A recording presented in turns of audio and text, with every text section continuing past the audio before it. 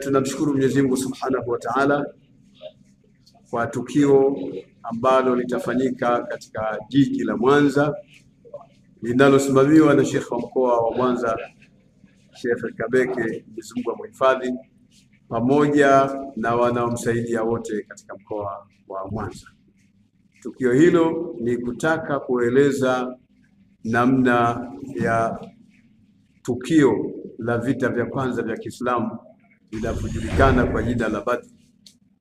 Vita hivi vilitokea katika mwezi wa Ramadhani. Vilikuwa ni vita vyenye uzito mkubwa sana kwa sababu ya uchache wa Waislamu na wingi wa makafiri, lakini pamoja na hayo Mwenyezi Mungu Subhanahu wa Ta'ala amewapa ushindi Waislamu. Basi wito wangu kwa Waislamu wote popote walipo na hata mikoa ya jirani, wale ambao wanapendezwa kuona kwamba kuna haja ya kwenda kusikiliza nyazi mbalimbali, mawaidha mbalimbali, nasaha mbalimbali ambazo zitolewa na mashehe na michango mbalimbali ambayo wataishuhudia kutoka katika mikono ya watu mbalimbali, si vibaya kwa kuhudhuria katika mawaidha haya.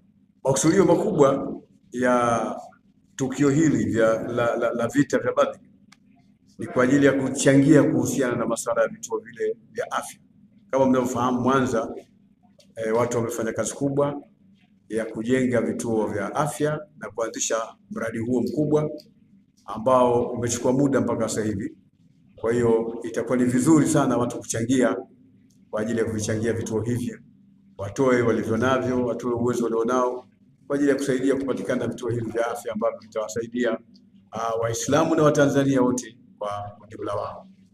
Na wawatakia usikilizaji mzuri na mahudhurio mazuri katika tukio hilo la kumbukumbu ya vita vya Badri, pamoja na kuchangia vituo vya afya. Wallahu waliyo tawfiq.